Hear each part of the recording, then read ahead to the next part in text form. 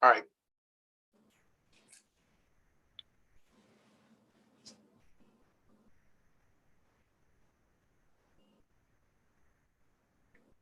All right. Okay. Good evening. My name is Rick Leaf. I'm chair of the Northborough Master Plan Implementation Committee.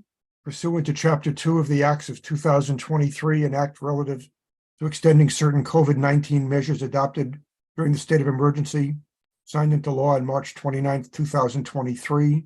This meeting will be conducted via remote participation. No in-person attendance by members of the public will be permitted. All members of the Master Plan Implementation Committee are allowed and encouraged to participate remotely. The act allows the Master Plan Implementation Committee to meet entirely remotely so long as reasonable public access is afforded so that the public can follow along with the deliberations of the meeting. The public is encouraged to follow along using the posted agenda unless the chair notes otherwise. Members of the public who wish to view the live stream of this meeting may do so by going to Northborough Remote Meetings on YouTube via the link listed on the agenda. Ensuring public access does not ensure public participation unless such participation is required by law. This meeting will not feature public comment. Okay, we'll take attendance here. Julianne Hirsch. Here. Amy Pretsky. Here. Millie Milton. Here. Ashley Davies. Haven't seen Ashley yet. Tracy Camerano. Adrian and Bill, we know are not here. Gene Kennedy. Here. Gene Cahill. Here. Rick Leaf is here. John Campbell. You're muted, John. Here. Thank you. Dario DeMar. Here. Okay. So the first item on the agenda tonight is to get a review from our friends at Weston and Sampson as to what the format of community meeting 3 is going to be. That's scheduled for 6:30 next Tuesday night, the 20th, at the Algonquin High School Library. So we want to talk about that. And then once we're done understanding that, we want to spend a few minutes and kind of talk about the final report and what that's going to look like. I think, Jonathan, I think you said you might have an outline for us tonight to review. So let's start with the overview of what's going to happen at community meeting number 3. So I'll turn it over to Jonathan. Good evening, everybody. I'm joined by Melissa tonight. Everybody knows Melissa. She's been an able replacement when I couldn't make the last meeting. So, but she's also going to present tonight. So, hi, everybody. Good to see you all again. So as Rick said, tonight we're going to talk quickly about what we'll present at the final public meeting. I can't believe we're there already, next week. And then Melissa will go over the proposal that we have for what will be implemented into the final report. So basically, we're going to show something similar that we showed at the prior meeting. The main differences are going to be, and we talked about this with Rick and Laurie and Ashley earlier this week. The main differences are going to be that the renderings will be more realistic, photorealistic. So when we first showed the renderings and designs at the last meeting, we wanted them to be a little cartoon-like, more schematic in appearance, so people didn't feel as though they couldn't pass any comment on it. So what we've done now is we've taken some of the comments that we had from that first meeting. So for example, in scenario 1 and 2, so Blake Street, and then the scenario 3, which is on the opposite side of Route 20, we've lowered the building heights to be 30 feet max.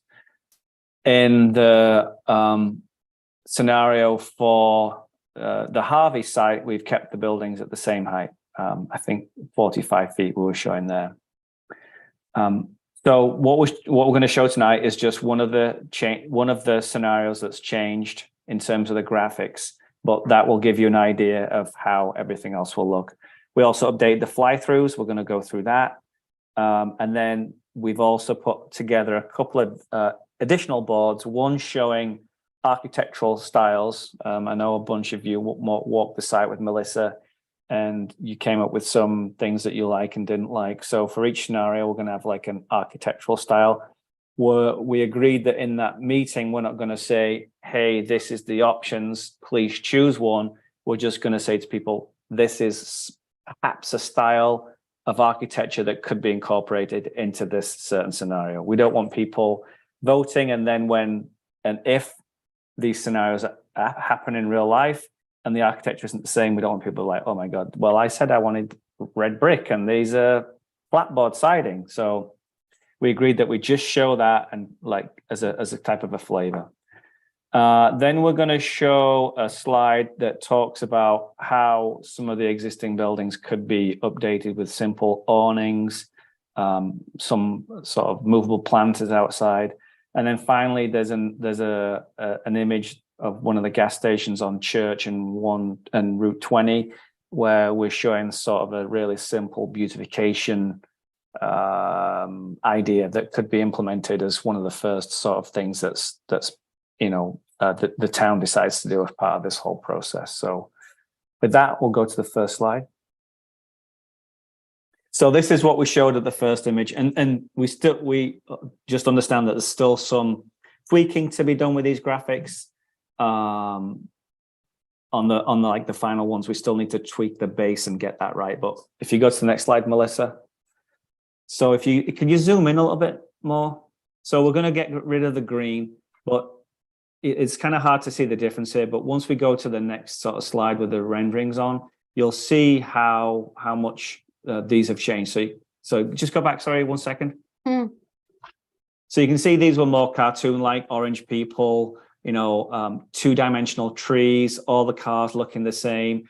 Also a big move that we made, again, because we felt that people were just transfixed or stuck on, oh my God, that's a big pink building, or that's a blue building.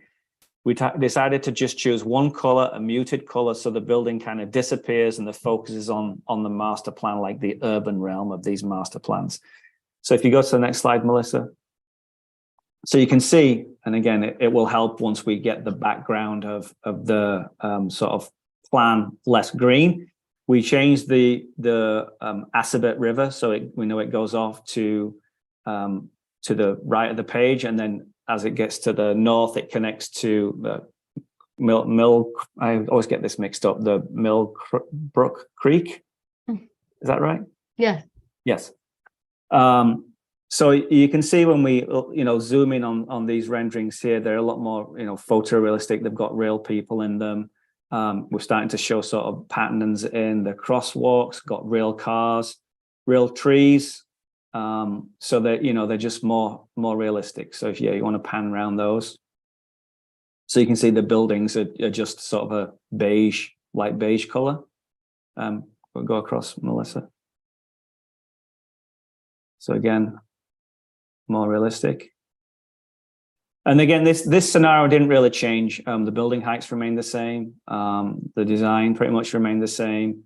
So basically, this is just a different graphic exercise. And I guess you'll see the biggest change when we go to the fly-through, because these are pretty small thumbnail sort of zoom-ins of these certain areas. It's kind of hard to figure out how they actually look. So once we get to that fly-through, you'll see how photorealistic they are. Do you want to go to the next slide, Melissa? So for this scenario, these are some of the building types that could be potentially used. And we went down this path because this is kind of a standalone, its own standalone scenario. And even though it's connected to downtown, there's still some visual barriers between that. There's existing woodlands that are still there. There's the Assabet River on one side that, again, is sort of a demarcation for, the neighborhood across from there. So we're looking at, 3 stories, 4 stories, parking underneath the building. Sorry, not underneath, but the podium parking that we talked about before. So that's why we get 3 stories of housing and then one level of podium beneath. So these are kind of the styles that we're thinking of. Next slide. So this is a building that people mentioned they really liked during the walkthrough that Melissa conducted on the site. but they had some comments on this building. They don't like the white, or the cornice is missing, and they're just some simple ways. Again, this could be part of the first phase of sort of improving what's already there without going into too much expense or too much construction, too much disturbance.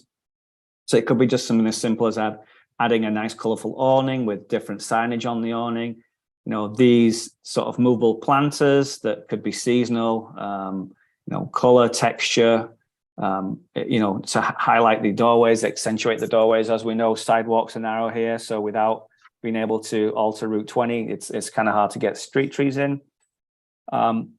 Bringing back the brick vernacular to the upper section of the building, and then just something as simple as adding that cornice in. So I think it makes small changes make a big difference on this view.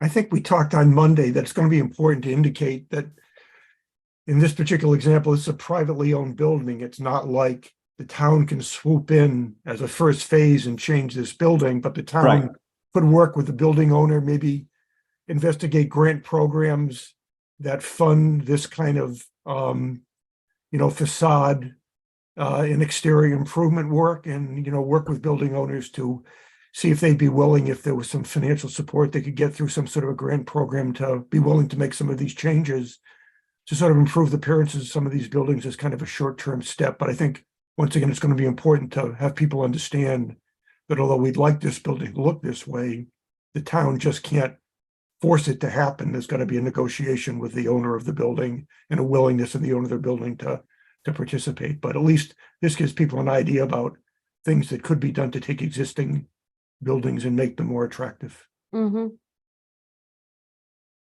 Go to the next slide, Melissa, please. So again, this is a sort of a quick study we did to sort of show how we could really make this corner nicer. So apparently before the upper left image, where that car's parked used to be a planted space, and then the owner took that away and added more parking in there. So if we help to expand this planting area a little bit, add some trees, some sort of understory planting, again on the opposite side of the driveway, just add more trees, screen the building a little bit more, and just make it that little bit more aesthetically pleasing. And I think you can see just something as simple as adding a few trees and some perennials and flowering shrubs really makes this corner look a hell of a lot better.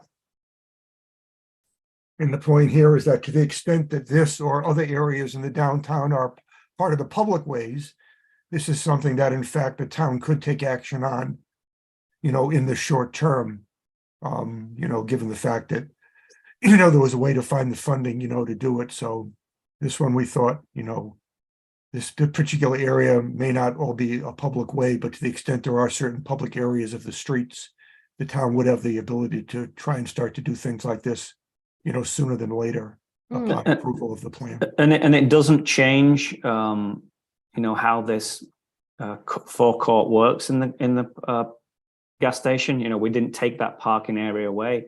All we did was we extended, the planted area a little bit, but it doesn't restrict them from parking there. And then, like I said, just greened the space up, and it makes it's a small move, but it makes a huge difference. Do we need their permission to do this? I don't know the answer to that question, Derry. I don't know who owns that land. I would assume, Lori, if what we're picturing here is private property, we need their permission to do it. I'm not sure how much of any of this is in the public way. I suspect that planted strip between the parking and the roadway is public right of way. So of course, Mass DOT has jurisdiction over Route 20. So chances are the public way is owned by Mass DOT. So there might have to be a conversation with Mass DOT about whether they are okay with this type of improvement. But yeah, I mean, if it's within the public way, it's certainly a good idea to let the adjacent property owners know about what is proposed and try and get them excited about it. But if they don't own it, They don't need to approve it. And the thing with Mass DOT as well, obviously they're looking at complete streets and greening things up and urban heat island effect. And as long as these trees don't impact sight lines, I don't see an issue with them having any, negative comments about, producing something like this, especially as you look at the planting close to the building. I mean, that shouldn't be an issue at all. Well, Jonathan, my only concern was who maintains it, who pays to maintain it, because that's. I mean, that would probably be a town.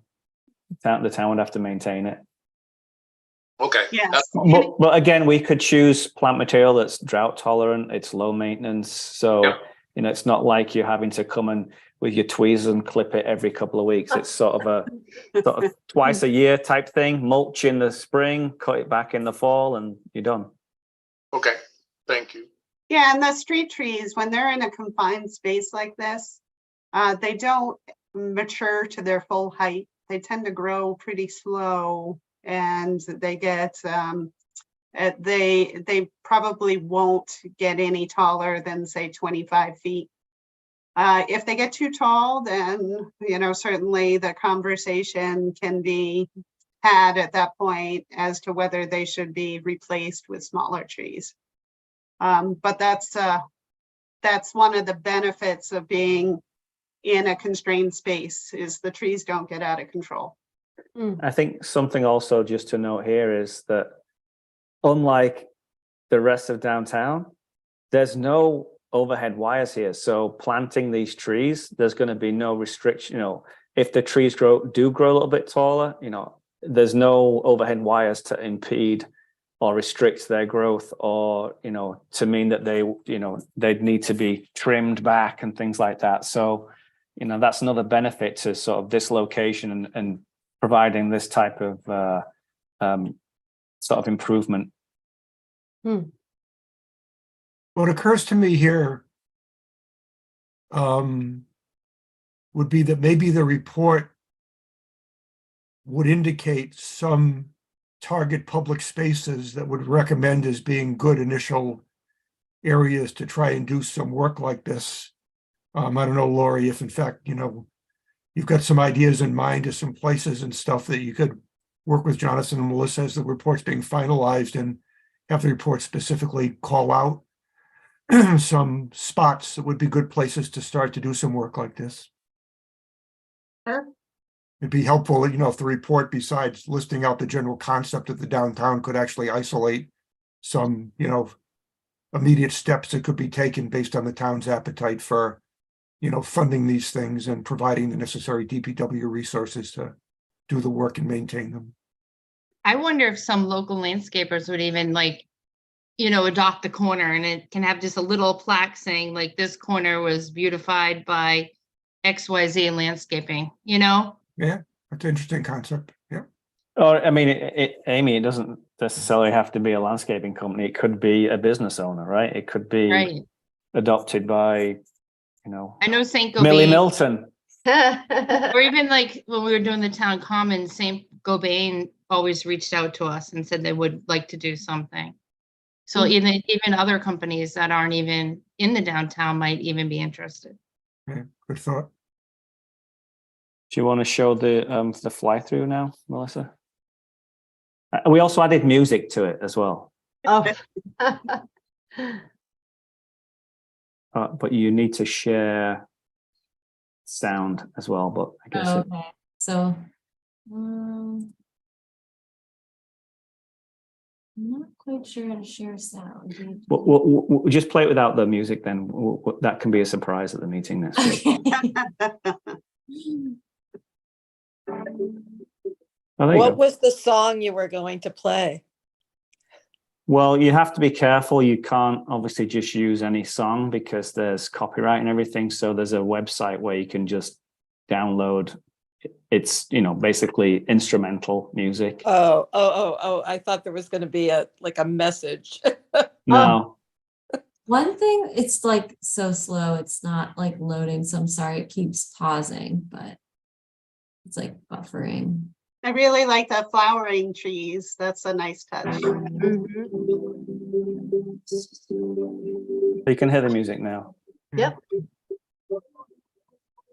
Yeah, it definitely gives you a much better idea of what could be done, you know, compared to what was displayed last time.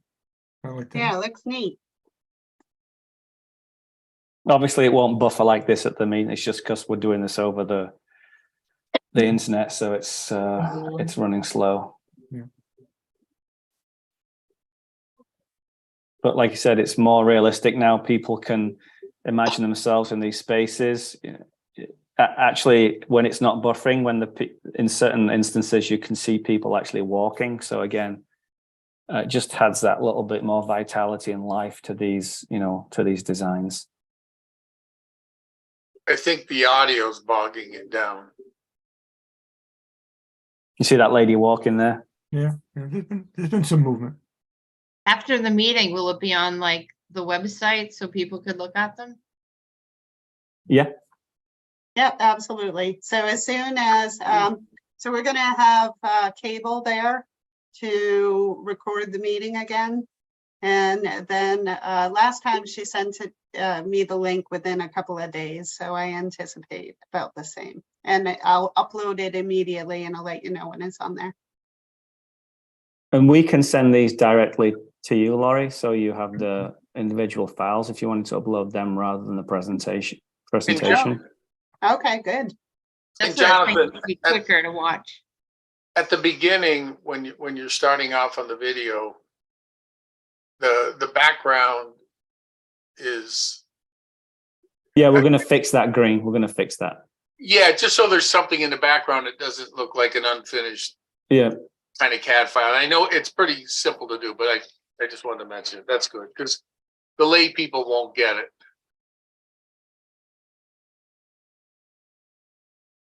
Which is most of us. Right. That's the whole point.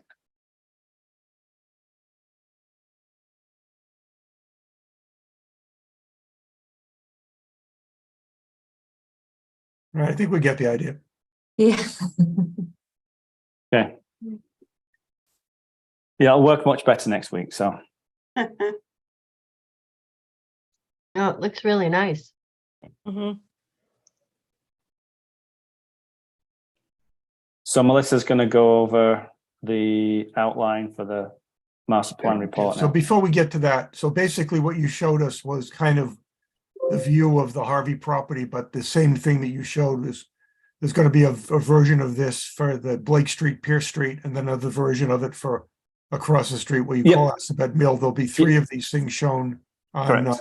Next Tuesday, right? Yes, correct.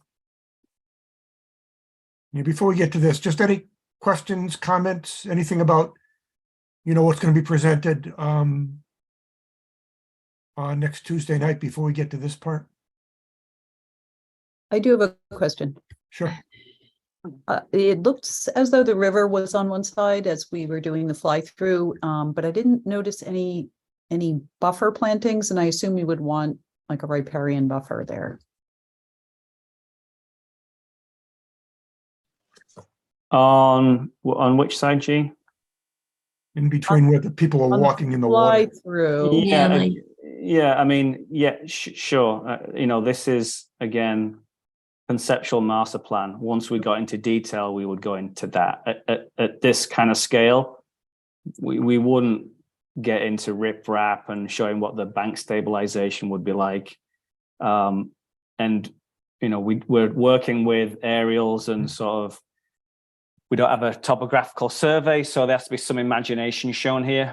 That when on the sections, you can see that there's a change in grade because we could show that a little bit more just from looking at aerial mapping. But in these aerials, they're more, a flatter space, knowing that when we get into that kind of detail, there will be sort of edge treatments and bank treatments.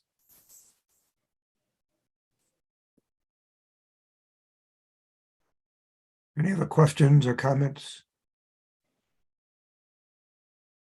I think we'll reinforce again, I'll do a little introductory talk and reinforce again that most of what we're showing here is privately owned property, that it's not the town's intention to take any of this privately owned property over, but to develop an environment which will attract developers to come in and help develop out this plan over time.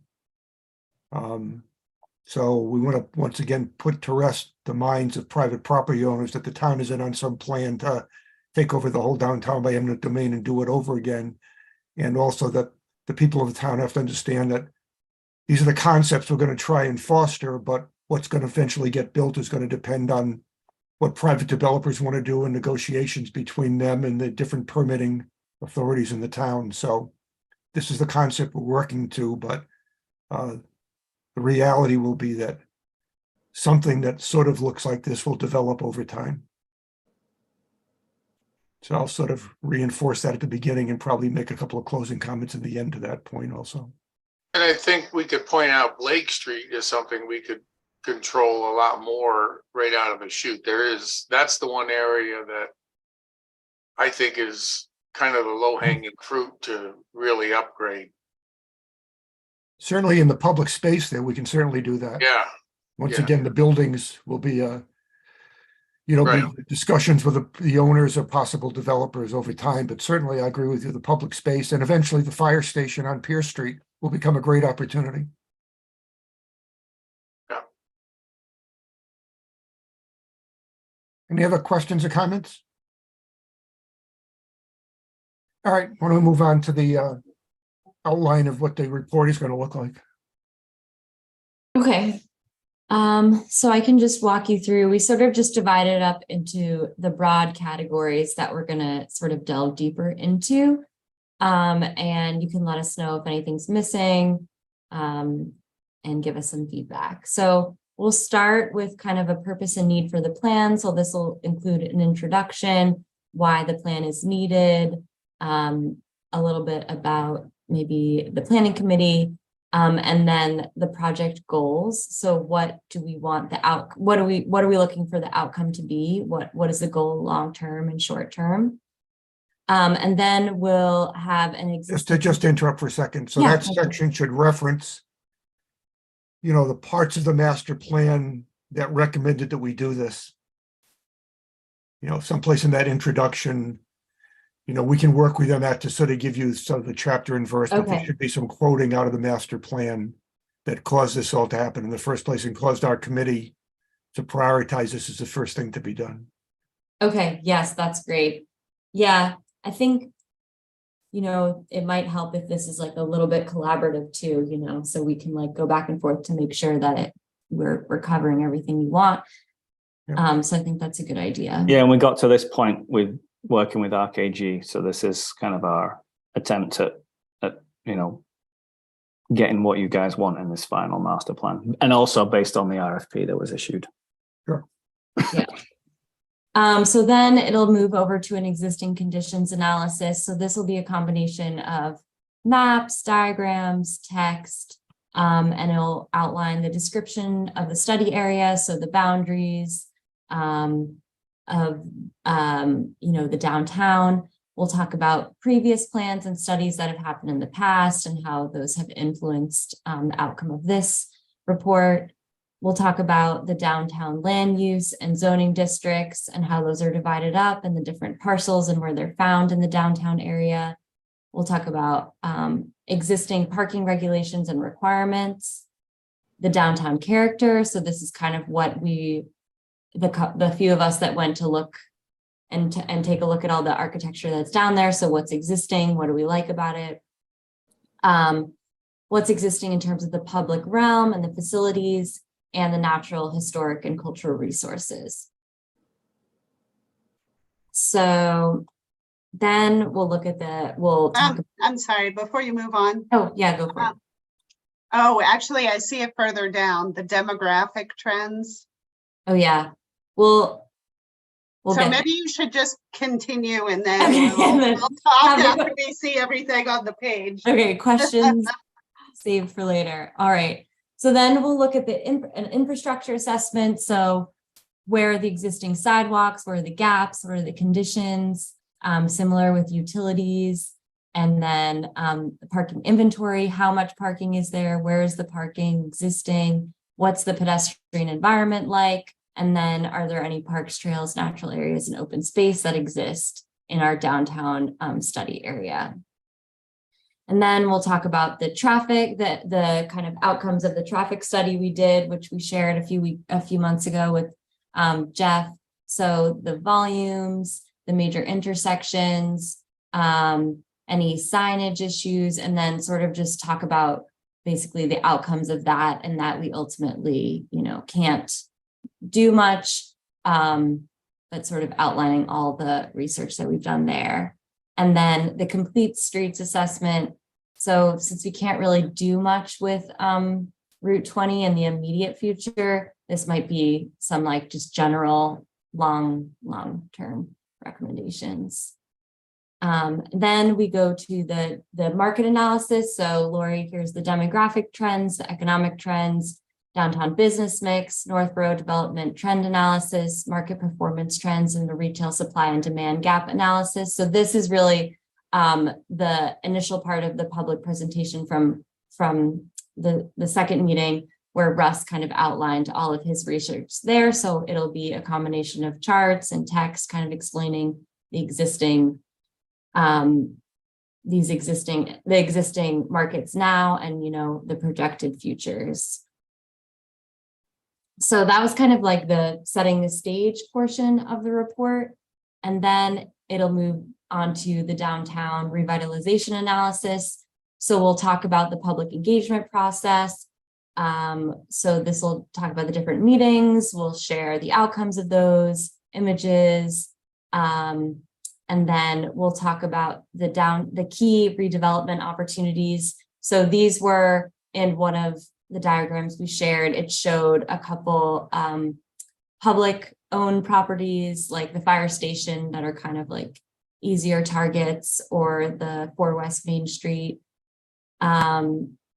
So the results of the downtown transportation modeling. So this is where we'll talk earlier about the outcomes from the traffic analysis. And this is kind of where maybe we'll propose any sort of like long-term solutions, but knowing that we're kind of working within the constraints of MassDOT. So catalyst area theming and future business prospects. So this will be based on kind of the market analysis, what are the trends, what can we expect to see? And then we'll dive into the study areas that you've seen in our graphics, and we'll talk about, we'll kind of dive into them, talk about how much projected business area there is, residential, parking, open space. We'll kind of elaborate more on like streetscape and hardscape and softscape, and just kind of describe these a little more deeply. And then building massing and design characteristics. So this will include some of the images we've shared that show types of building and scale that we think would make sense here. And then key principles driving the redevelopment opportunities. So that would be, more market related. And then for the revitalization strategies, we're thinking about dividing this up into short-term strategies, medium-term strategies, and longer-term strategies. So the short-term strategies are 0 to 3 years, so that can happen pretty quickly. So I think this is what people, are excited to see. There's something that they can see sort of almost immediate change. So this will be something like organizational leadership and structure. So will the town, maybe we're recommending that the town hire someone to focus on economic development, and creating a business development district. What can we do with signage and the building facade improvements that aren't super expensive? And that also includes like the sort of more landscape beautification improvements that are just shorter term, make a big difference quickly. What other festivals and special events can you add to your town events that bring people downtown and sort of get people there and to gather? So the medium-term strategies of 3 to 7 years. So these are public realm improvements. So Lori has talked about the Complete Streets grants and how some of aside from the Route 20, some of the other streets, we can, update the sidewalks or, close some of the gaps between openings between sidewalks. So this also creation of the business improvement district. How can we recruit and attract businesses downtown? How can we revitalize some of the existing properties? So this is the fire station, the old fire station in 4 West Main Street. So these would probably fall into the medium length strategy. And then what can the town to do and how can they think about acquiring new properties? And then the longer term, so these are probably the scenarios that we're presenting. So how do we get developers interested in developing here? How do we set up an environment where it's a desirable place for them to build? Can we move the utilities underground? That definitely seemed like an interest by many people. And then what kind of partnerships can we form for redevelopment in the long term? Melissa, before you go on, can I ask a question Sure. about the years that you have here? Sure. So, like medium-term strategies, something like creation of a business improvement district. When you say 3 to 7 years, does that mean you don't think that we can do that until 3 years from now? No, I don't think you cannot do it. This one actually, I think maybe it could fall a little earlier. I think it depends on like the town's ability to maybe hire a staff person or something. I think that would probably be on the early, if it's within 3 to 7, it's on the earlier side. But I think it takes like, a couple pieces falling in place and, but again, these aren't really very strict. Like, I think the BID should move up to 0 to 3. Yeah. But maybe what if you put medium-term strategies 0 to 7 years? We could do that. Right. So like you start the process at 0 and maybe it doesn't happen until Until year 3, but yeah. but it looks more hopeful. Okay. I mean, I don't, maybe other people have a different thought, but In the final plan too, weren't we gonna recommend like an economic development committee or an economic development person? I think, Rick, you had sent that in an email before that as part of the final plan, we kind of wanted to include that. Yeah, I think that when Melissa was talking about that, that's going to fall under organizational leadership and structure. Oh, okay. Yeah. That I didn't know if we had to really call out economic development though. well, I Because think some when- people when- might, Or that it's when we- maybe even that it's a hired position, not volunteer. She did mention that earlier about I the think- town would have to hire someone. I Okay. I think when we read the report itself, we would expect to see under that bullet recommendations around how we would improve our economic development. So I think it's covered right now, the outline thing. I see that will be addressed in that first bullet under short term. Mhm. oh, okay. Yeah, that's correct. And when we've done these in the past, one thing you could do is under bullet point 1, it could be, business improvement district planning.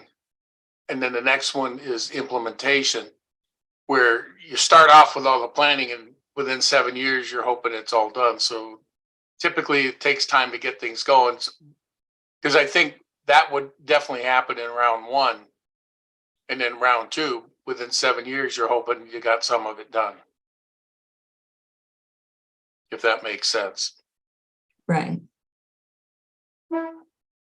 One If- thing that I would see Mhm.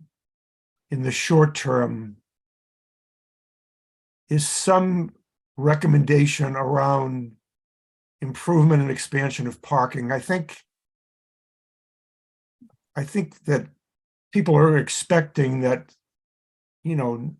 some point in the short term, if we are going to do more festivals and special events and do some other stuff downtown, even if we haven't done a lot of the work, a major issue is if we are going to try and get more people downtown in the short term, we need to have some recommendations about parking as to either how we build it or acquire it or do something about it. But I think something about parking has got to come out in that first short-term thing. I think it's critical to doing anything about making the downtown more accessible.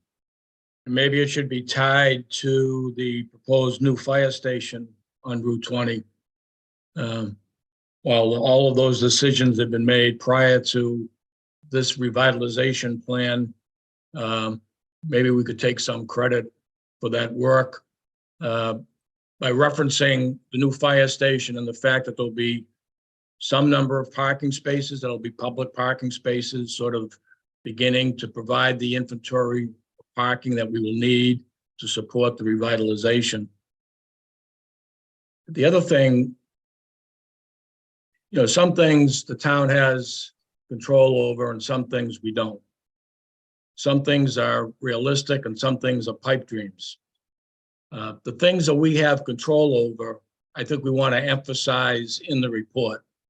For example, adaptive reuse of town-owned properties, the fire station in West Main Street. That to me is a short-term strategy because we want that done in the next couple of years because that's all part of the revitalization that we're looking to start and initiate. Now, saying 0 to 7 years is a way around that, but certainly I wouldn't want to be waiting 3 years before we began adaptive reuse of those two properties. So I'd move them up into more of a short-term strategy. And if there may be other things that we can capture that we have control over that will end up showing improvement and implementation of the plan.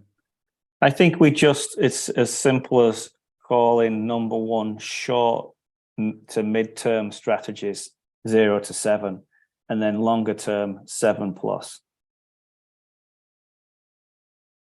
We do that because I think public realm improvement is something else we've talked about that we could do reasonably quickly also, you know, planting out, you know, some areas and stuff like that. So maybe what you're suggesting there, Yeah.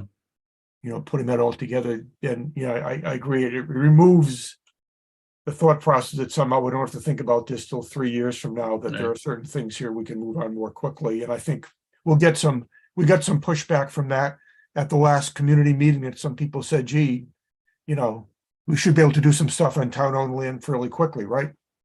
And we didn't say right, but we said that's something we definitely consider. So I think by having, as Jean mentioned, things that we already own being possibilities for some short-term work would make sense.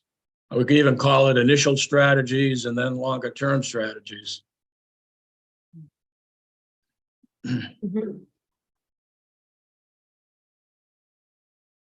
Are people generally in agreement with combining sections 1 and 2 into one section with a new name? Yeah, I mean, sorry, just chiming in here. I know we're splitting hairs, but even if we shorten the timeline, like short term is really year 1 to get these things going, and then some of these other things that feel like they should be short term but wouldn't happen before we have somebody hired, you know, maybe they're years 2 to 4 or something like that, or 2 to 3. I just feel like maybe we could just change the years and we'd be all set. But I think those things in short term are like, they should happen right away. And then the things in medium term happen just to, you know, in the next year or 2. It's just my thought.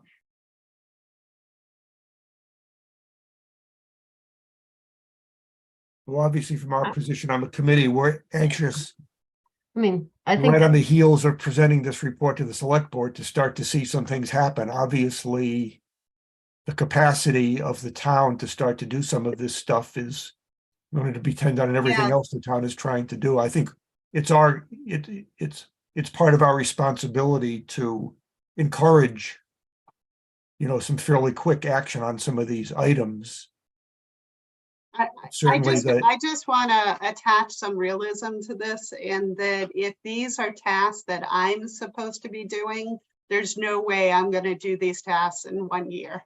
Right. I might be lucky if I'm able to tackle one of those tasks. Because remember, I have planning board, ZBA, this group, I have design review, I have many tasks that are already on my plate. And just to do the sign and building facade improvements and, you know, some grant writing activities, that's probably about it.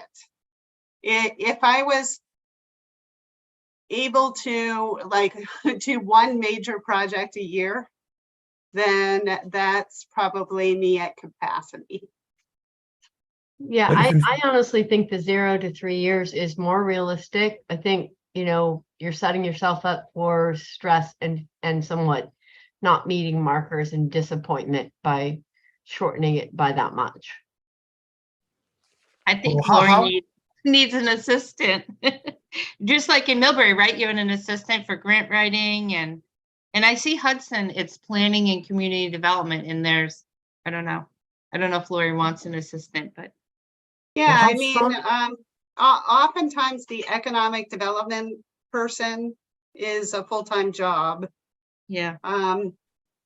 So if I were to have an assistant planner, then they are not going to be out there trying to recruit businesses. Mhm. If you want, so, an assistant planner is probably a 60,000 a year job. So they're going to be pretty much a recent school graduate, Mhm. and they're not going to have that level of expertise. So if you want somebody who's out there doing festivals and trying to recruit businesses, then that is a much higher paid position. So that person could put into effect, like the bid. They could do the business improvement district. And they could probably help out, certainly help out with signage and building facade improvements. But yeah, if I am on my own, probably a more realistic time frame is like 0 to 4 years. And then moving on from there. So But I think also understand that when opportunities present themselves, that's when they occur. So if there's a new grant program that's going to pay for, say, special events planning, then I might tackle that in year one, and then maybe organizational leadership and structure, maybe that goes to year 5. I'm just using that as an example. So things move depending upon when opportunities present themselves. So I think if we leave it at short to mid-term strategies, 0 to 7 years, it covers Lorry, but then it also covers what can initially happen, in that time frame, rather than breaking it down. Because we said that there's got to be realistic expectations here. So I think if you say year one, already the pressure that is the gun's fired, right? As soon as this report comes out, the gun's fired. And if nothing happens in year one, people are like, well, this is what you said here, year one. This should have happened, and why hasn't it? So if you give yourself that fluff of, saying short to midterm 0 to 7, and it takes 2 years to do something, you're still within the time frame. But knowing that things could happen in 6 months if a certain criteria can happen that quickly. I guess I just wanna my make reaction sure is, that- my reaction is, how strong should this report come on to recommend that if the town is serious to want to do these things sooner than later, it has to seriously consider a new full-time staff position to handle economic development and the rollout of an improved downtown. This person would work in conjunction with other, staff members, staff managers and stuff like that. The planner would have a role in this. The DTW would have a role in this. But if in fact, the approach is going to be to take the existing staff that we have today and try and make these things happen sooner than later, the fact of the matter is everything is just going to be delayed. And so do we make the point that the select board has to come to a decision as to do they want to invest in a fairly strong, highly paid person to take ownership of this and work with the rest of the staff to make it happen? And if the answer is yes, let's do that.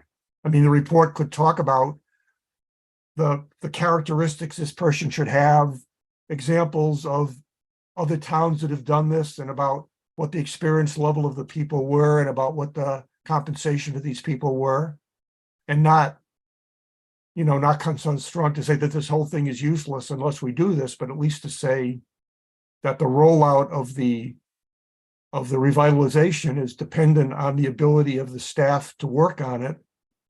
And as a committee, we would recommend that the town seriously consider hiring the right qualified person to take this thing and make it happen. I mean, do we want the report to come on that strong? I would say, Rick, that's exactly what I was gonna say. If we don't have hiring an economic development staff person within the first couple of years in there, then we need to talk about it elsewhere and come on strong, because like Lori said, it's gonna take decades if it's all on her. She just doesn't have the bandwidth. So, I mean, if we really wanna make sure that this plan is accomplished within 1 decade, I think, we really need to encourage a staff person to come on board. That's sort of why organizational leadership and structure is the first item. Right. Because that's where you want to set out the issues that Laurie just raised and Rick just raised. And put that in a context that, all these additional strategies are only going to be implemented or take place if some of these organizational leadership and structure issues that we recommend are implemented. But I agree with you, Rick. It's got to come out that strongly, I think. I know, Julianne, you're the select board representative here. What's your feeling about that? If the rest of your peers on the select board hear that, is that something that, is going to seriously consider? Oh, I think we would definitely seriously consider it. It has to also probably be vetted with financial planning committee and maybe, appropriations. But I have a question about that position. So one of the things that is a little bit of a cost to a town is positions that are created and are permanent positions. Is it always that if we hire an economic development person, it seems like if we hire someone with a 3-year contract, that they should be able to get us going, and then maybe we can figure out if Lori gets an assistant, if that person can take it on from there. Like, does it have to, and maybe Jonathan and Melissa could speak to this, does it have to be a permanent position? So if you are creating programs, so if you're creating an economic development committee or a business improvement district, if you're, the health of the downtown is a constant task.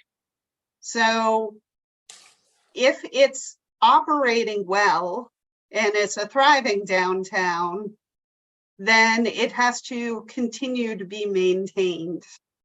So typically when you hire an economic development director, so when you make the decision to create that position is going to create a number of programs and activities.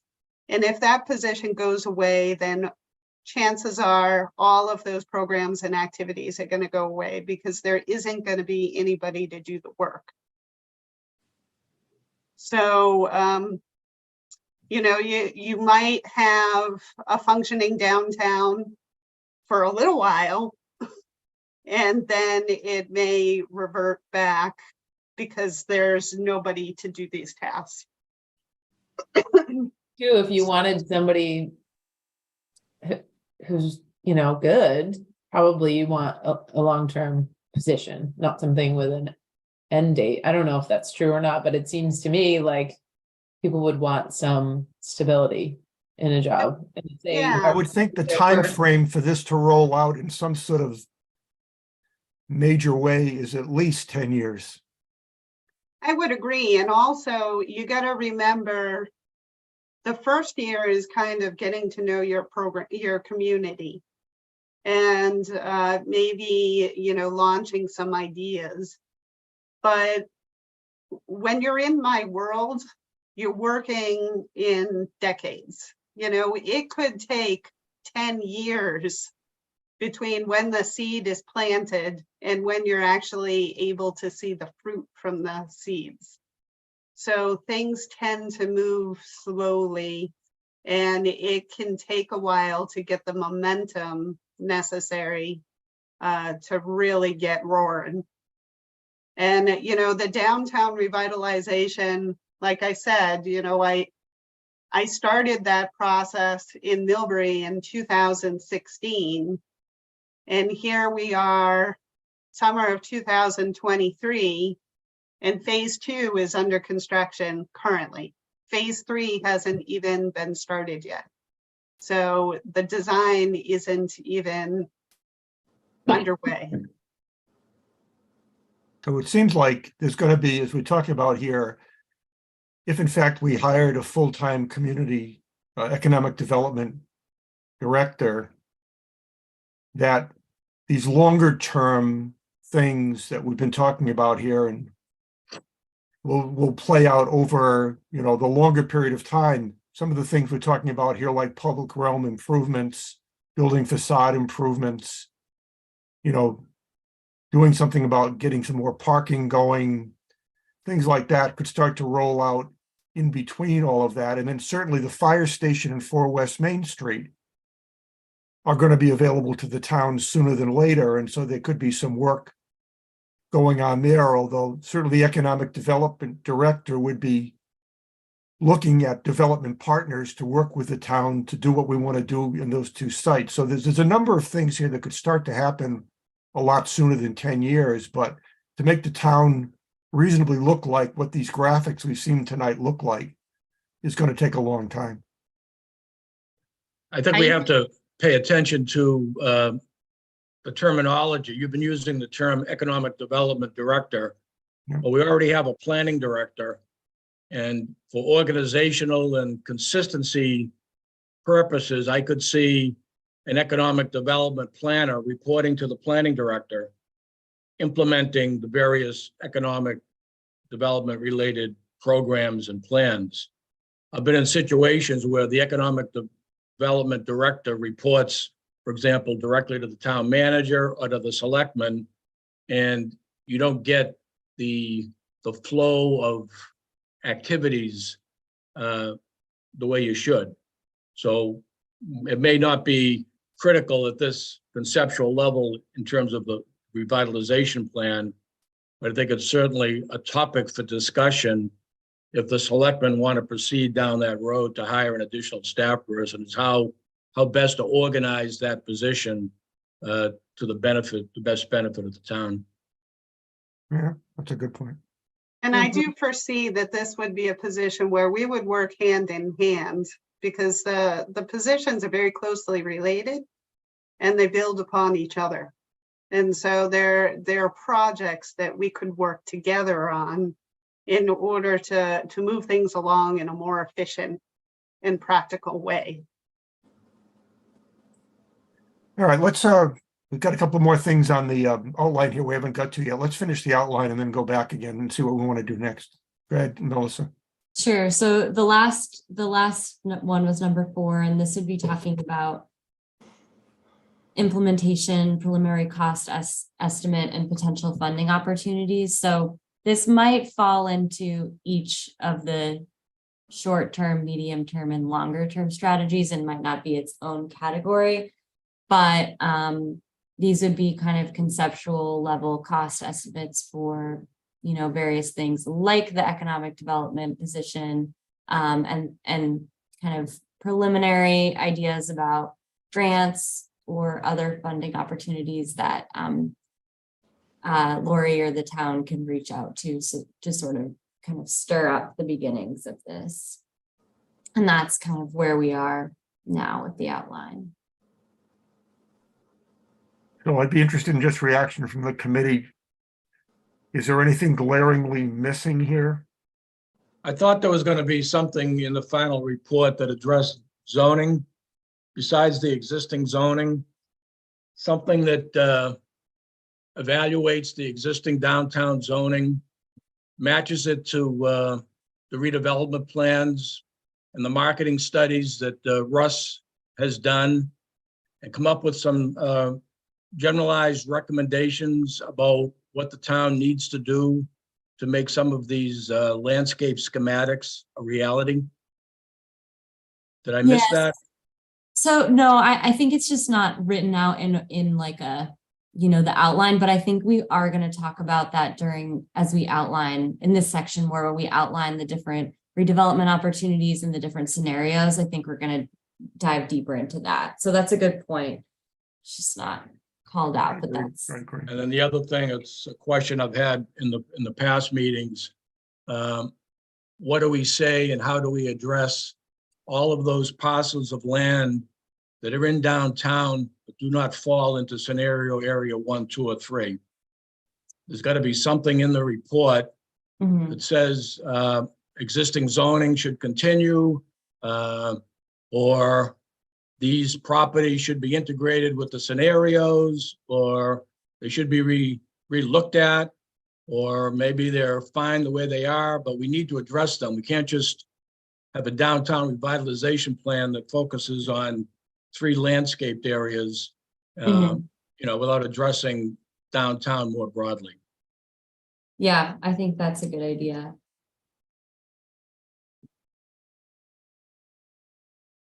Eventually, maybe all of Main Street, there could be some sort of design plan. At one point, that was scenario 4, wasn't it? Main Street. Mhm. I mean, the fact that we can't really do anything in terms of the lane widths and the lane designations and the turning movements and the lighting timings. I think we'd want to say something about beautifying Main Street as best we could with some of the examples like, the awning and the other examples that we saw tonight. Mhm. Yeah, awnings and trees and streetlights, maybe. Mm-hmm.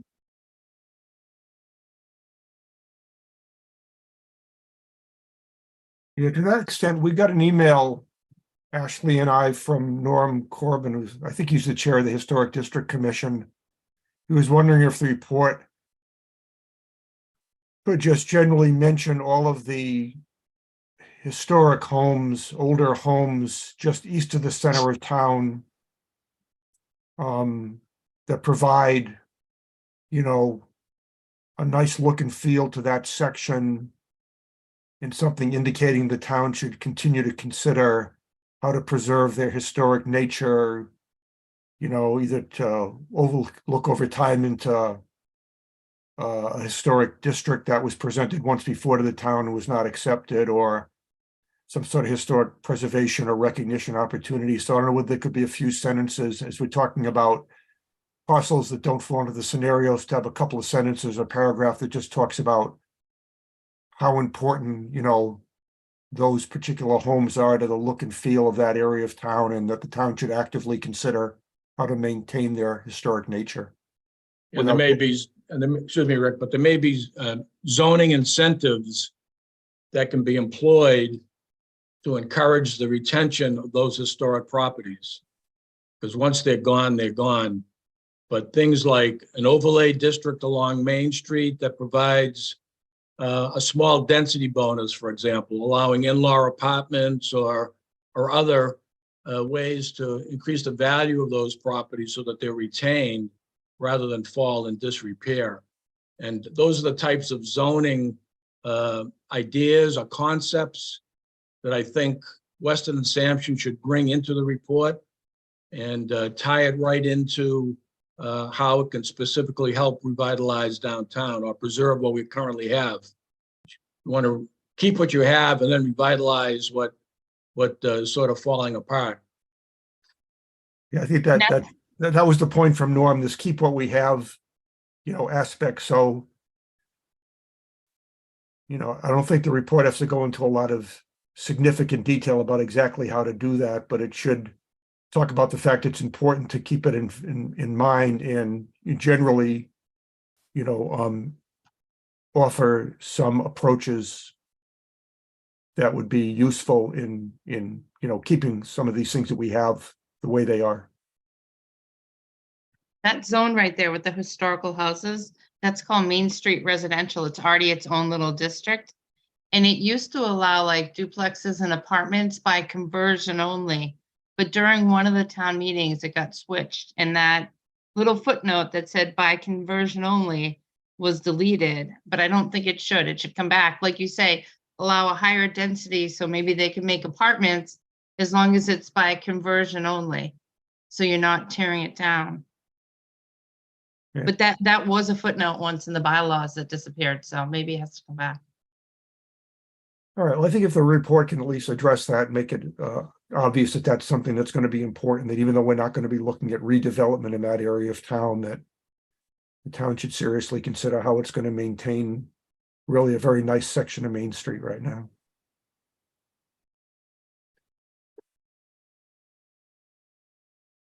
Okay. One other point, one of the earlier presentations, you had a map of the ownership pattern of downtown. And that was very interesting. And I'm wondering if that similar type of a map could be included in the report. Yeah, that's in there. Yeah, Is it yeah. in there? Good, Yeah. yeah.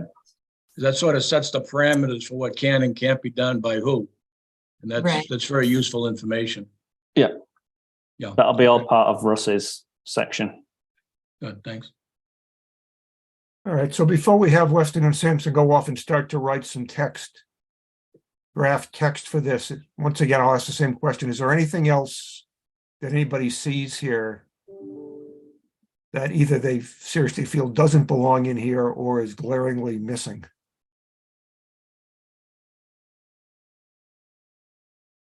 I'm not hearing any comments. I think the next step, Melissa and Is it- Jonathan, for you guys to start to put some text inside of this. And then when you've got sort of a first draft, it doesn't have to be 100% complete. Maybe get that to Lori for us to review. I think as we start to read it, it'll become clearer what's in here, what's not in here, how it's being phrased. And we can, start to make some, comments and suggestions. And, maybe there's like a, draft 1. And then based on the feedback to that, a more complete draft 2 is done. And then, eventually we end up with a report that we like, kind of thing. But it seems like this outline sort of hits what the report ought to cover. I think the next thing is to get some text in there so we can start to read it.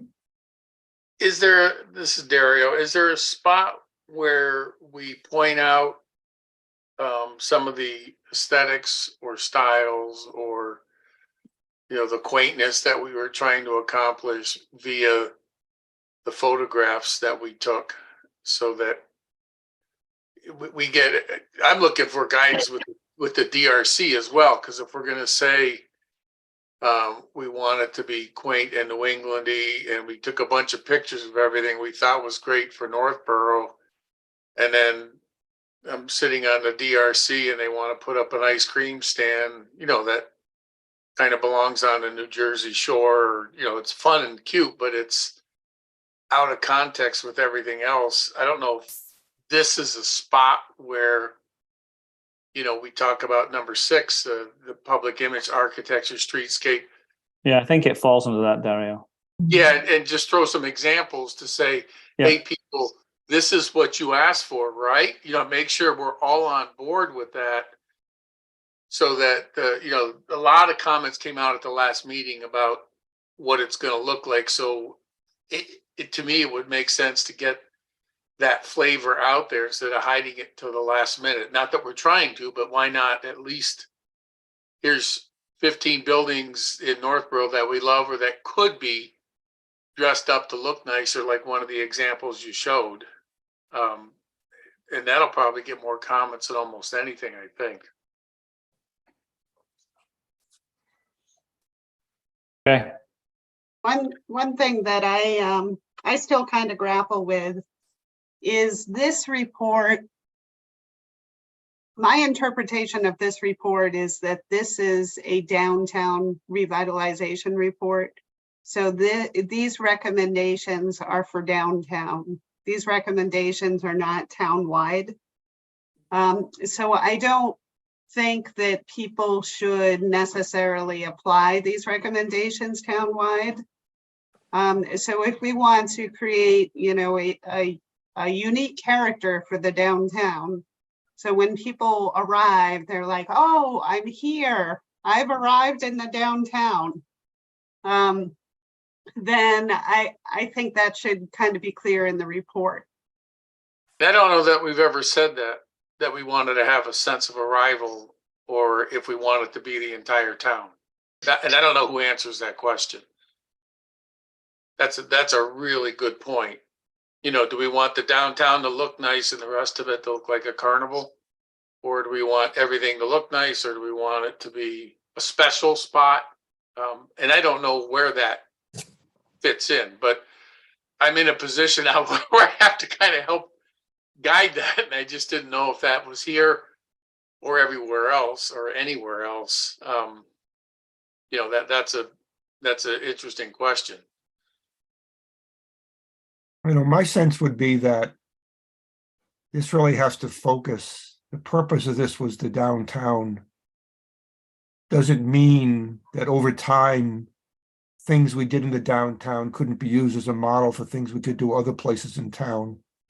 But I think to get our arms around this thing and to limit exactly what we'd like to accomplish in this short and medium term, we really have to focus on these study areas in a smaller area of the town to begin with. It doesn't mean the report couldn't say over time this could be used as a model for, you know, redevelopment or improvement of other areas in town. But I think we have to say the scope of this report is these areas we're talking about in the downtown area. And if that means in the short term, you do get this sense of arrival,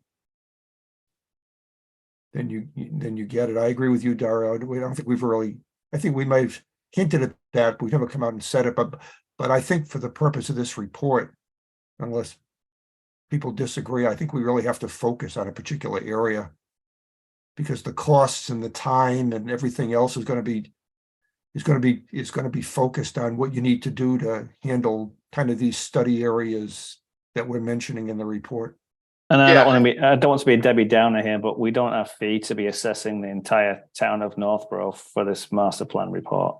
No, and I'm not implying that we do anything outside of downtown. The question is, should the guidelines that we set for the downtown apply across the town? We don't have to do any work.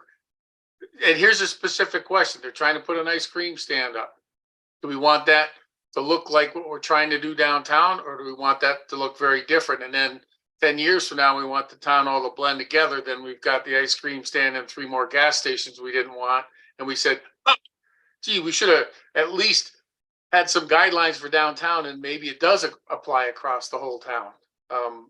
Or did the people on the other side of the tracks get something different than some? I don't know. I'm just throwing it out there because I'm trying to help with another spot. And I don't know that you have a sense of arrival in Northborough or downtown, but I agree 100% that this scope is without a doubt downtown, without a doubt. And I'm not trying to stretch it. I'm just trying to see if the other stuff should blend in, or do we go from, okay, the hillbillies live here and the cool people live there? I don't know. I don't know either. All right, just throwing it out there because I was trying to, and it's not necessarily a problem here, but this is the right hand, left hand in the entire town. I'm trying to see if we can get some balance here to see if we're all trying to do the same thing. Anyway, I'll pipe down on that. And that's what happened after the last master plan. They did a community development plan. It included Business East, Business West, and downtown. And I know this process we're doing right now is downtown, but since we already did the master plan, I mean, I guess we could look at the other community development plan too, because they did try to say what we were supposed to do in Business East and Business West too. Okay. And it all had to do with the same thing, the sidewalks and the trees, and make it look nice. And tie it all together, or was it meant to be different? And that's what I don't know. It's Well, I know the full townwide master plan, I mean, the opening paragraph, we talk about the quaint New England down, Right. right? I mean, Okay. it remained till the end. Well, then Um, that kind of answers my question then, Ashley, that everything should kind of tie in with the character of this. yeah, Right. I think That's there was fine. a full overall concept and idea that this jives with. Okay, Okay, Thank you. anything else about the report? At this point, in its outline stage, I think, like I said, the next step is to get some text we can read, and that'll give us a much better idea of where this is going, and we can make some more comments. And I would think, I'm not sure, Melissa and Jonathan, how you think this is best done, whether you think you want to get a fully complete report done before you get comments, or whether there's a way to do this in phases, or you get it sort of flushed out to a certain extent and get our feedback on that before you start to, complete it some more. I'm not sure in the past when you've done these, what the process is for taking the outline and turning into the report. So I know, Jonathan, what do you think the best approach is now? You put me on the spot now, Rick. I haven't really thought that much about it. I mean, I would suggest that we'd want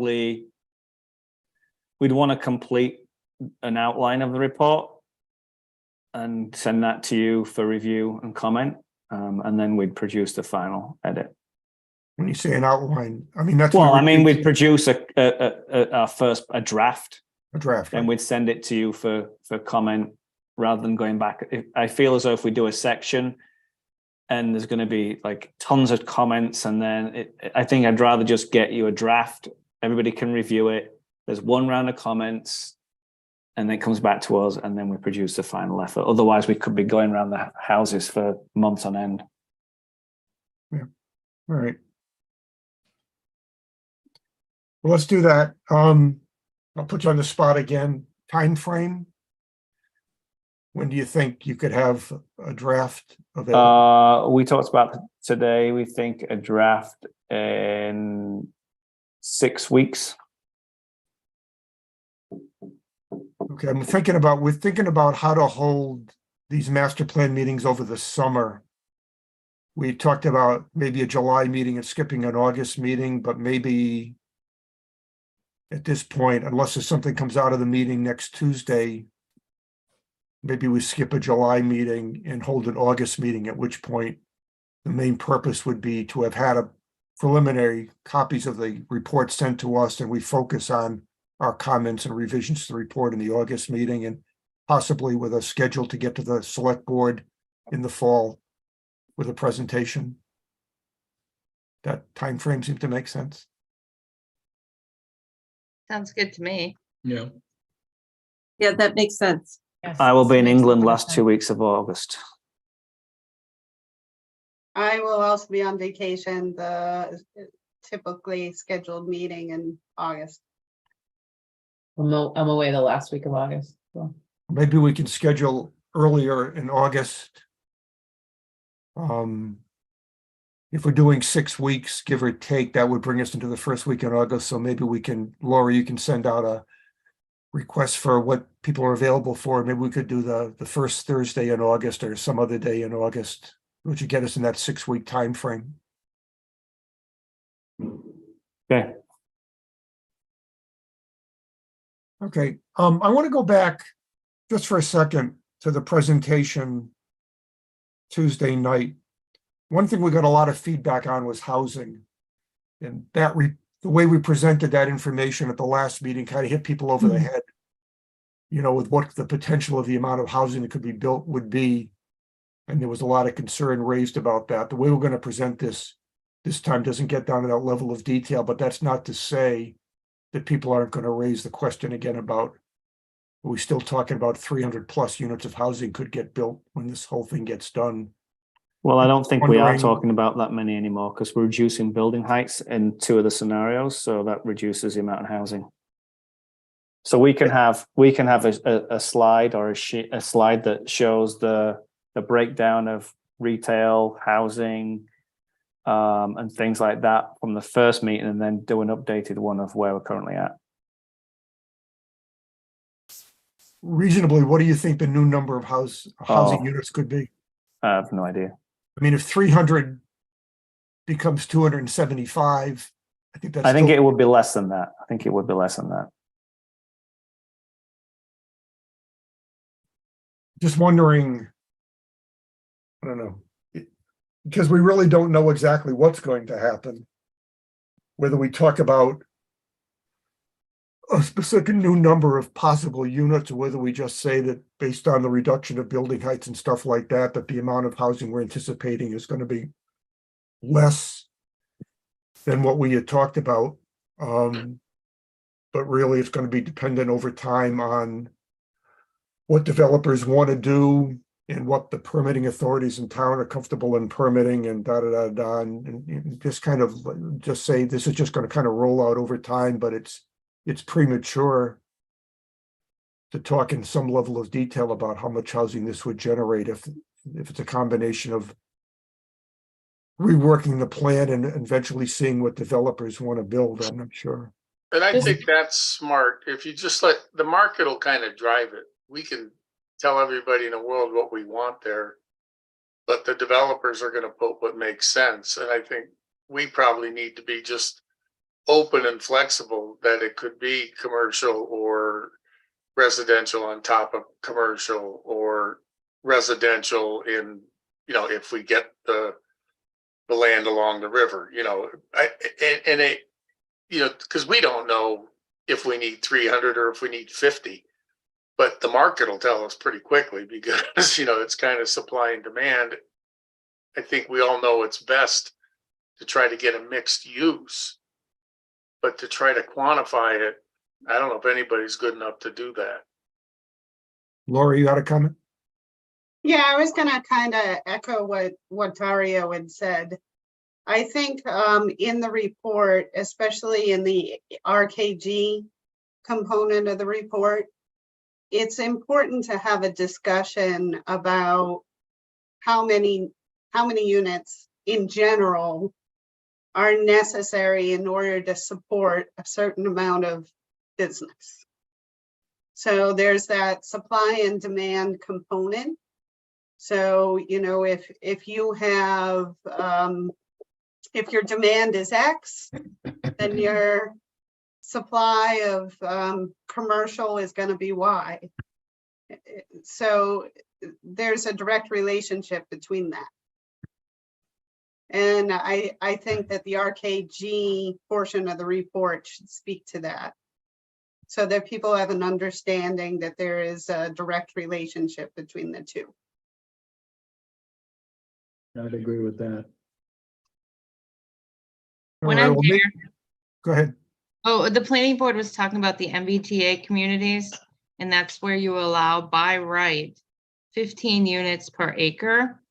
And one thing we threw out there was maybe just do 5 acres of the 10 acres of the Harvey property, because what we're finding, there are some developers that have come in and they do the apartments and then they don't need to do the commercial because they make so much money off the apartments. They're just going to fill it with all apartments, but no commercial.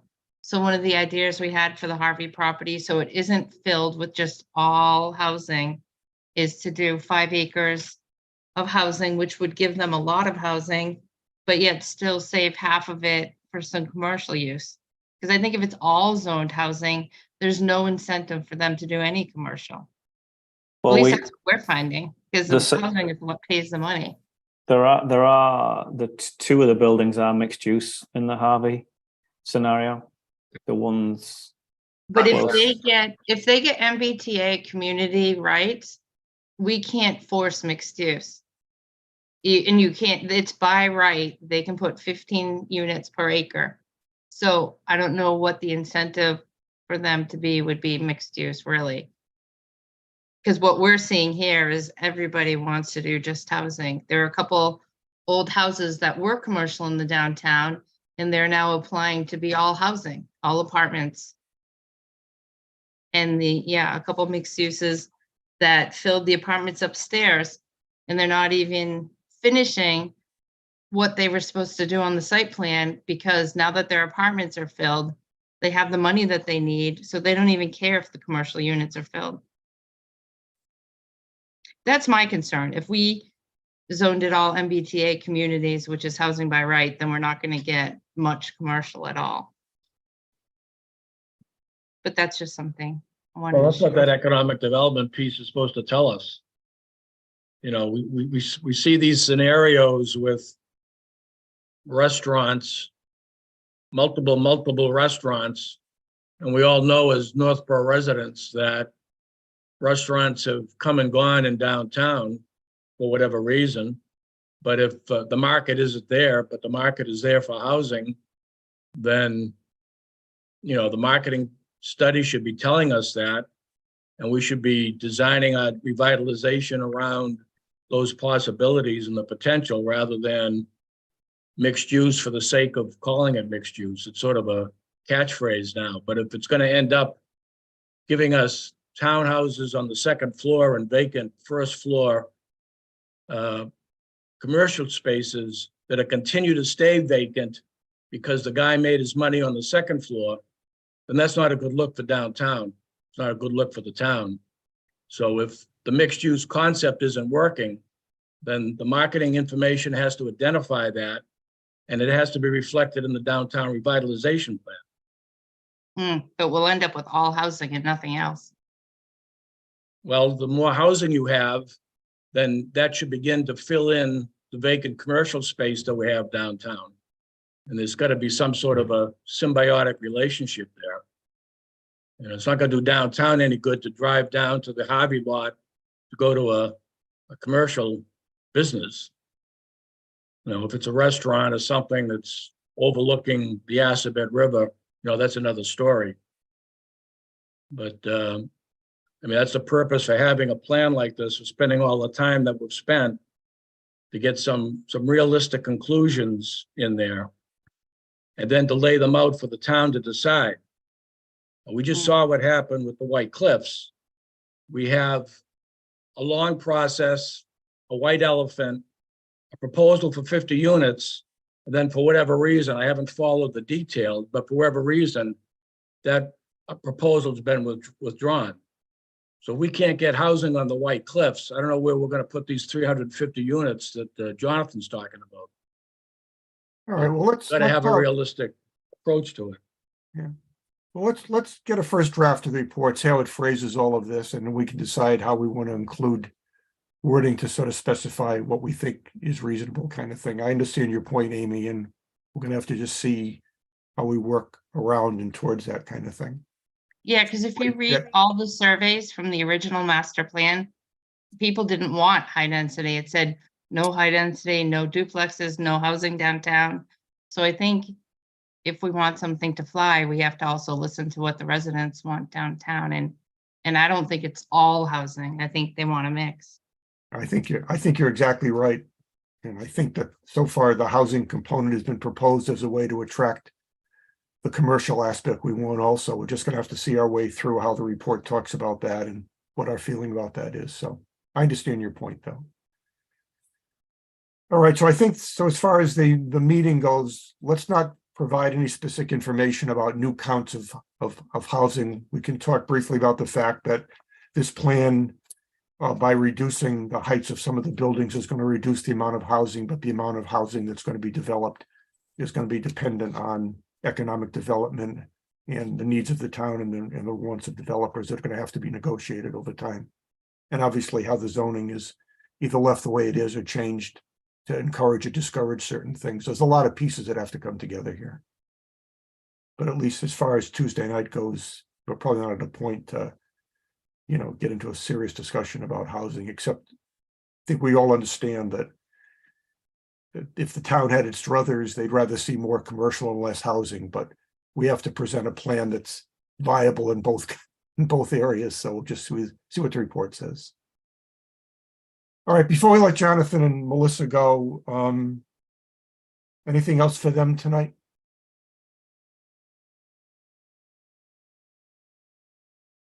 So I guess what we're talking about now is we'll have the community meeting next Tuesday night. Tentatively, we're talking about our next MPIC meeting early in August.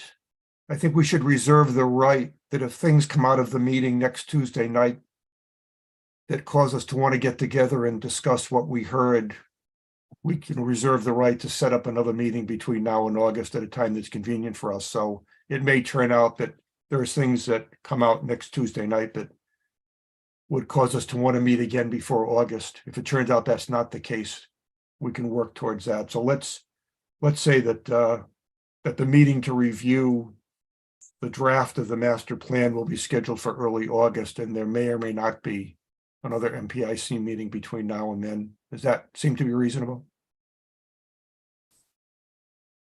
Nobody's saying no, so let's say that assumes to be reasonable. All right, Melissa, Jonathan, thanks very much for your participation. We'll see you next Tuesday night. Thank you. Thanks, everyone. See you next week, actually. Oh, yeah. Bye. Thank you. Okay, next up on the agenda is update from Lori on the request for ARPA funding for downtown sign and facade program. This is going to be really quick. And the long and short of it is that my plans for the week got waylaid. So I have started the letter to the Board of Selectmen, but have not yet finalized it nor delivered it. So I'm sorry about that. I will be leaving on vacation next Friday. So it is one of my top priorities to get that letter to the Board of Selectmen before I leave. You're going to be gone starting the 26th of June for how long? 2 weeks. 2 weeks. Good for you. You deserve it. Thank you. Okay. Lori, will you be using some of the examples of things that we've been circulating in terms of looks of downtowns and what you mean by sign and facade improvements, how that money might be used? I'm not going to go into that much detail because I don't plan on this being a fully designed sign and facade program. So what I plan to do in the letter is explain what a sign and facade program is and give some suggestions for how it could operate, and then see if we get the Board of Selectmen support. And then will be the time to really design the program. And of course, you know, I'm going to request a certain amount of money, but that doesn't mean that I will get that money. So, that's kind of what I was thinking. So the actual images, I probably wouldn't include. I wasn't, you know, we just saw these images tonight that Weston and Sampson had prepared. So that can be baked into the program should the Board of Selectmen support it.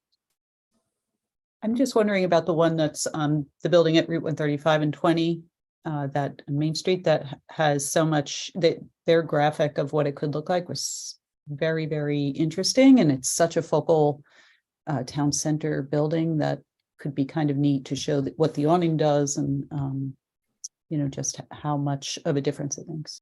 I could certainly do that. I just saw it for the first time with all of you this evening. So I don't actually have a copy of it yet, but I can certainly ask them for it. When we looked at that, the comment was just make it look like what it looked like before. Unpaint the brick, replace the cornice, and stick an awning there. When we did the tour, because at one time it was a really nice building, and everybody just looked at it and says, "Oh my goodness, that was nice at one time." But the cornice came off, someone painted the brick, and then it turned into what it is now. But it's just it was an elegant building, and it just needs that cornice more than anything. You know, atop the brick to get cleaned up, and then the awning is, you know, just it was so simple, and we have no control over it. But we have a lot of buildings that, with a little creativity, could really look as nice as they were when they were built, and they do tie together. On that tour, just so everybody kind of knows, one of the things that we noticed, because when Weston Sampson did the first round, they had a lot of brick, but we noticed that a lot of our really nice buildings, and they sent us that photo study, were not brick, and it was kind of an eclectic, historic look, but we had some brick buildings, and those were also nice. But it was an interesting observation, because as we walked from the town hall to downtown, all the buildings on the south side of 20, they're all really nice. I mean, we have some really nice buildings. And the majority of them were not brick, not that we don't want to have brick. And then we saw a couple that were brick. So it seems like our character is just an eclectic mix of, you know, historic towns or historic buildings. And that was one that was very salvageable, in my opinion, where it could look really nice with just a little cosmetic help.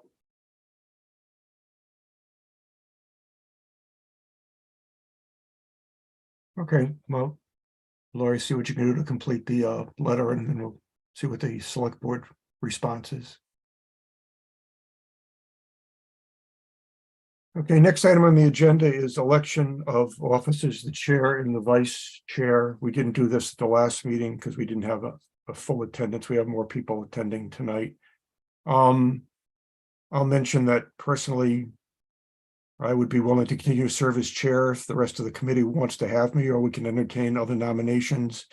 Ashley indicated to me, based on her current lifestyle and commitments, that she would rather not continue as vice chair, so we're going to need to appoint a new vice chair tonight. Mr. Chairman, Yes. I would like to nominate you, Rick Leaf, to continue as chair. I find your Second. approach Yeah, that's has been balanced and patient, and I think you'd be good to continue. The nomination been made and seconded. Any discussion? Agreed. Agreed. Yes, we Thank you need for to your take time. we need to take a vote to be formal here. So the motion's been made to nominate myself, Rick Leaf, to continue as chair of the committee. Julianne Hirsch, Aye. Amy Paretsky, Aye. Millie Milton, Aye. Ashley Davies, Aye. Tracy Camerano, Aye. Gene Kennedy, Aye. Gene Cahill, Yes, Rick Leaf, yes, John Campbell, Aye. Dario Demer. Aye. Okay, you're stuck with me for another year. Hopefully we'll continue to make decent progress here. Moving on to the vice chair. Would I'd someone like to make a nominate Julianne Hirsch for vice chair. Seconded. Is there a second for that? By motion made by Amy, seconded by Ashley. Any discussion? Any other nominations? Mr. Chair, I would only ask if, by the way, Julian, perfectly capable of it. I think you'd be great, but is it appropriate for a select board member to hold the role? I don't Selectman think there's a chair problem, has but been I don't chair know. for others. What'd you say? Sorry. That? The selectman rep has been chair for groundwater, and the planning board chair is the planning board rep is chair for design review. So I think it's been done a lot in the past. It's helpful to Lori, have that anything from your continuity. perspective? And even John, you're chair for both open space and CPC. Oh, yeah, I'm not speaking of myself, just from a perspective of a select board member. No disrespect to Julianne at all. I don't think there's an issue with that. Once again, Lori, you're sort of more connected to the town than the rest of us. Would you see any problem with that? I haven't heard of it being an issue. All right, very well. Okay, so then it's been moved and seconded that Julianne Hirsch assume the role of vice chair of the MPIC. So we'll take a vote on that. Julianne, Aye. Amy, And thank you. Aye. Millie, Aye. Ashley, Aye. Tracy, Aye. Gene Kennedy, Aye. Gene Cahill, I, Rick Leaf, aye. John Campbell, Aye. Dario Demer. Aye. It is decided. Okay, Woo! Mm-hmm. welcome aboard to management of this wonderful committee, Julianne. So the except for the regular meetings, I'm not sure if we'll continue to do this outside of the master plan, but typically before our Thursday MPIC meetings, Ashley and I and Lori have been meeting with Jonathan and Melissa Mondays around noontime, the week of the MPIC meeting. So will that work for you to be available for an occasional Monday meeting, Julia? Yes. Okay, good. Other than that, there's really not a whole lot else except to attend these meetings and give your good advice. Good. Okay, thank you very much for that, everybody. So next on the agenda is the minutes of the the May 18th meeting, which were distributed to us. Are there any comments or corrections on the May 18th minutes? Did not have it. Let me see. Hearing none, may I have a motion to approve the May 18th minutes as submitted? I I motion to motion. approve. I guess for that, somebody move that. Okay, is there a second for that? Second. Okay, Julianne, Aye. Amy, Abstain, I wasn't here. okay, Millie, Aye. Ashley, Aye. you sound so enthusiastic. Sorry, I'm not feeling well. Tracy, Aye. Gene Kennedy, Aye. Ian Cahill, Abstain? Rick Leaf, aye, John Campbell, Aye. Dario, Just trying to fit in. okay, minutes are approved. Upcoming meetings, I guess I jumped the gun on upcoming meetings, so I guess we're talking about Lori, when she gets back from vacation at some point, or maybe before she leaves, sending out a notice as to first week in August when we could meet. And we will hold open the possibility we might want to meet before then, depending what we hear next Tuesday night. But probably will not be an August 17th meeting. Basically, looks like a lot of people are going to be away by that date. So if we meet in August, it'll be sooner. So for now, the upcoming meeting dates are to be determined. The last thing we want to talk about is, what do people think about starting to meet in person?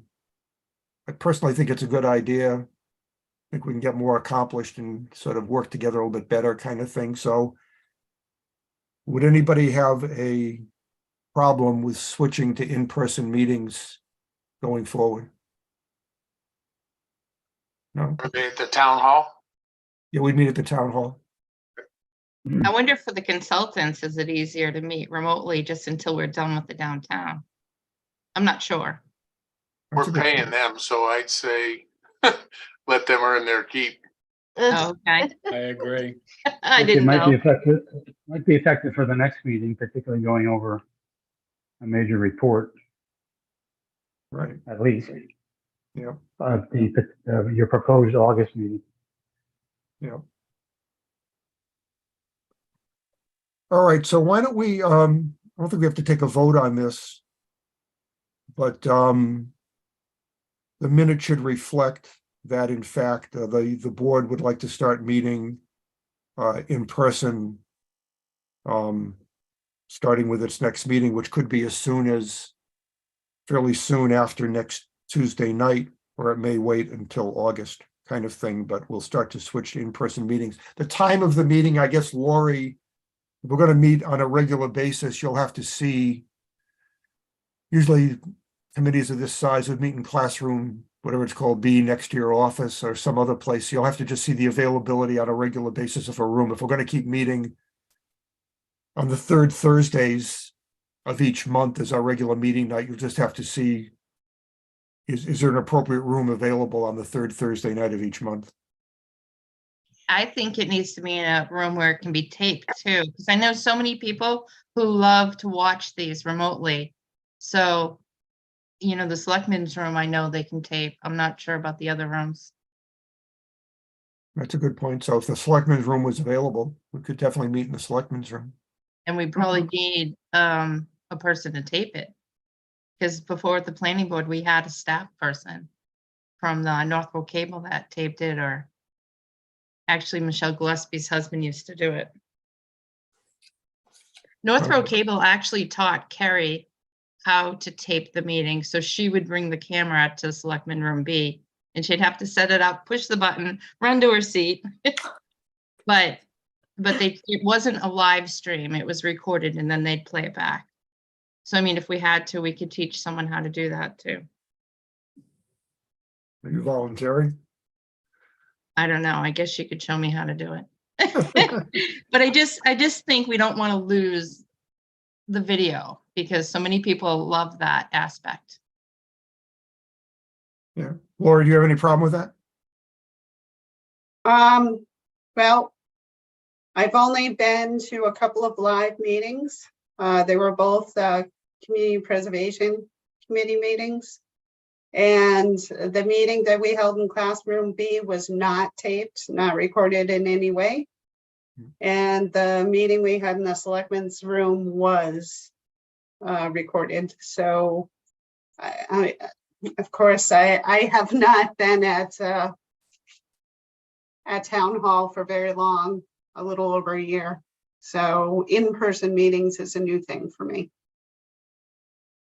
Okay, well, why don't you check to see if the third Thursdays of the month, the Selectmen's meeting room is typically available. I will. And then if it is, we can continue to meet the third Thursdays of the month on a regular basis. And then we can talk about what it would take to get that meeting recorded. I agree, Amy, that to the extent that people can watch what we're doing, especially, getting used to it as we've been meeting virtually, a lot of people, not a lot of people, but some people probably plug in and watch. And so it'd be good to continue that if we could. Yeah, I'm also concerned it's hard for Lori because, staff only works late on Tuesdays. So now on a Thursday, she can go home to her daughter. But if we're meeting in person now, she's going to be at Town Hall until 9 o'clock at night on Thursdays. Yeah, maybe we could do occasional in person, but also keep the Zoom. It's just so convenient and gets us all here, more readily. Even if we're out of town, we can Zoom in, that kind of thing. So I like the idea, Rick, but maybe not every meeting. Lori already puts in so many extra hours with all the night meetings, CPC, and all the other ones she goes to. So to have her have to stay until 9 o'clock on Thursday is Good a point. big ask. And I assume there's no way to sneak us into a Tuesday with all the other late meetings. There's probably too many meetings for us to jump on that bandwagon. Can we maybe continue this conversation when we get more information from cable and find out about the hybrid possibilities?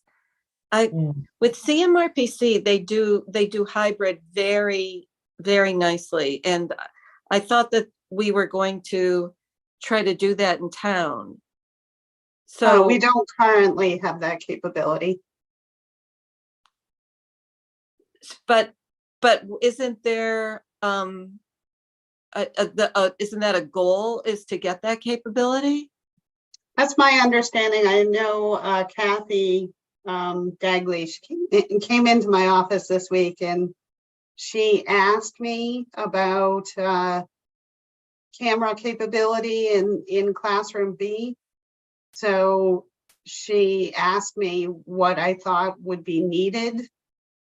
And of course, I explained that right now we do all of our meetings remote. So there isn't the need at this current time, but as soon as people want to go back in person, then there would be a need. So there was also a discussion about, well, if the town hall is going to relocate, then it would be worthwhile installing the cameras. So I'm not exactly sure what direction she has received from above as to whether she's outfitting the spaces or whether she's not outfitting the spaces. I was a little confused. Now I'm starting to change my mind. Yeah. In the short run on this. I just wouldn't want to put more pressure on Lori because at this point she'd be getting home at 10 o'clock. That's an excellent point, Amy. Thank you, Amy. You're welcome. Well, it's hard. You work so many night meetings.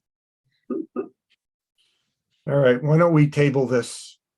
See what develops about the possibility of hybrid meetings as a standard thing the town is going to start doing, and then come back and revisit this. Maybe a hybrid approach would make more sense. So, some people could come in person and some people could come virtually, and then be doing it that way. There'd still be the ability for anybody in the public that wants to watch our exciting, stimulating meetings here could plug in and watch them. So, anything else we need to talk about tonight? Hearing none, can I have a motion to adjourn? I motion to adjourn. Your second for that. Second. Second. Julianne, Yeah, aye.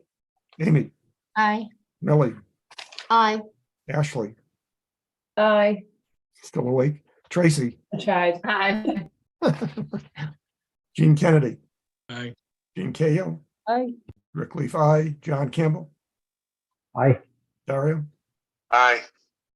All right, thanks very much, and hopefully as many of us as possible can come next Tuesday night, 6:30. At this time, it's at the high school library. And hopefully we'll have a good turnout there and move this down the road and get to the point where we get a report, meet it with the selectmen, and stop talking about this and start doing something about it, which would be really good. Okay, good night.